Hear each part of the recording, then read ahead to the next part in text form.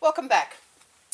You may already have seen my putting a halter or catching a horse, securely tying a horse, and the neck stretching YouTube videos. For this exercise, I just wanted to show you part of an exercise we do in class, which is bony landmarks. Some of these bony landmarks I've actually already marked on deliberately because I want to do some forelimb and hind limb stretches. Again, I'm using Lundstrom, aka Chubby, my favourite little pony. Massive brands on this horse. I think he grew substantially after they branded him. Okay. Couple of things that aren't marked on, so we don't have the wing of Atlas, we don't have the bones of the neck marked on at this particular stage. He's very carrot orientated, this horse. We do have the top of the scapula, spine of scapula, shelf of ribs, last rib, tubercocci, which a lot of people say is the hip joint. It's not. It is actually the front of the pelvis, and it's this bone that you see on a human being here. Okay, this is the true hip joint is here.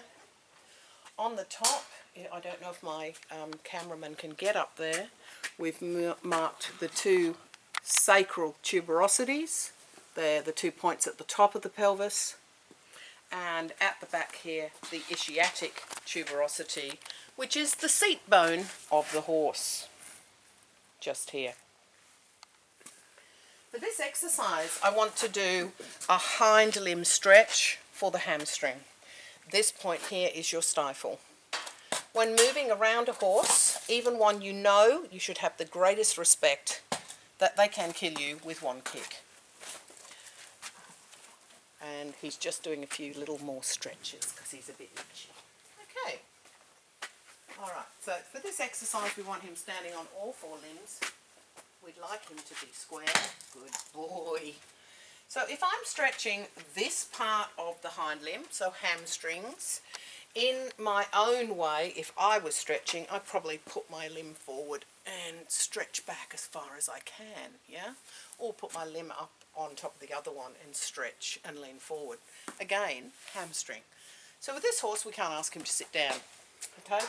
What I have had is several very bad back surgeries. They are successful, but I'm now full of arthritis. So I'm going to show you a very simple hamstring stretch using a rope.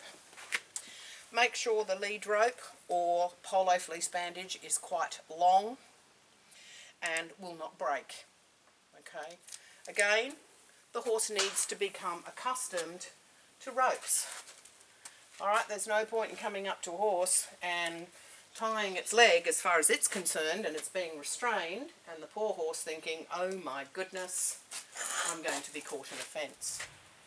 Alright, so even though I know this horse is good with ropes, I will still dangle them around a little bit. He's just got his little fly boots on here, not a problem, okay? Position yourself so you are level with the horse's belly. We have the rope positioned under the fetlock, as you can see. I'll just remove this boot quickly. It'll give you a better line of sight. Okay. Don't put the rope in one hand at this point in time. Stand completely straight, so shoulder over hip, shoulder over hip, over heels. Good boy. You can also rub the horse gently with your arm if you want to. Alright, to get a hamstring stretch, we are looking at long, low and slow. Good boy. Woo. We ask him to lift his leg. Woo. Good boy. This would be the only time.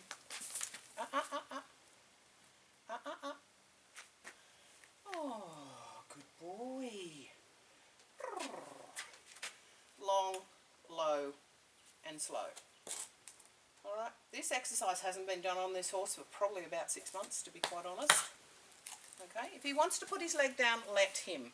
But after he has allowed you to take control. There is no point in every time the horse picks his limb up, you let it go down, because basically he's teaching you, you're not teaching him. Okay. Woo. Oh, good boy. Long, low, slow. That is off the ground. He's actually self-exercising here. But the exercise itself is long, low and slow, just like that. Just off the ground, not resting on the ground.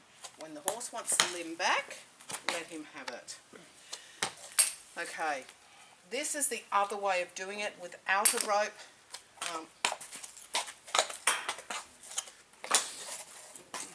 And we'll use the other side.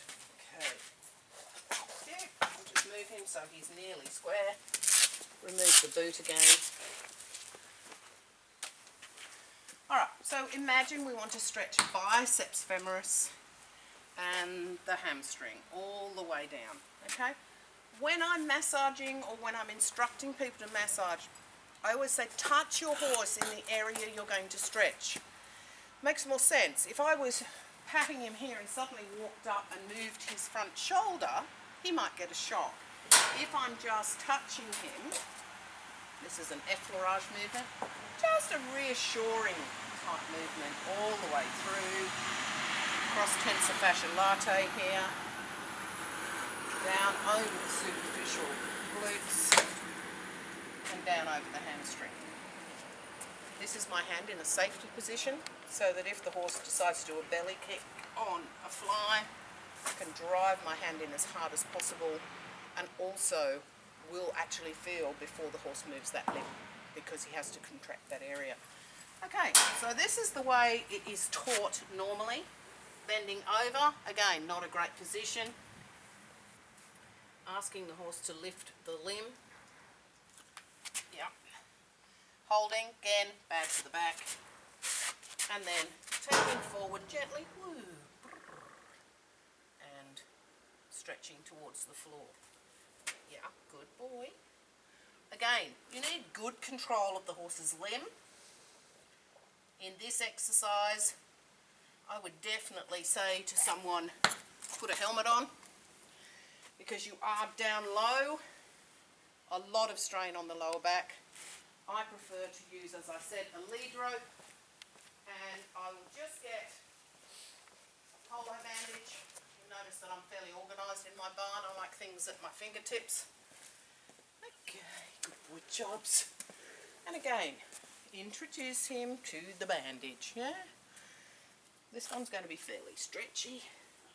Gives a wider point of contact. Just a little rocking, come on. Good boy.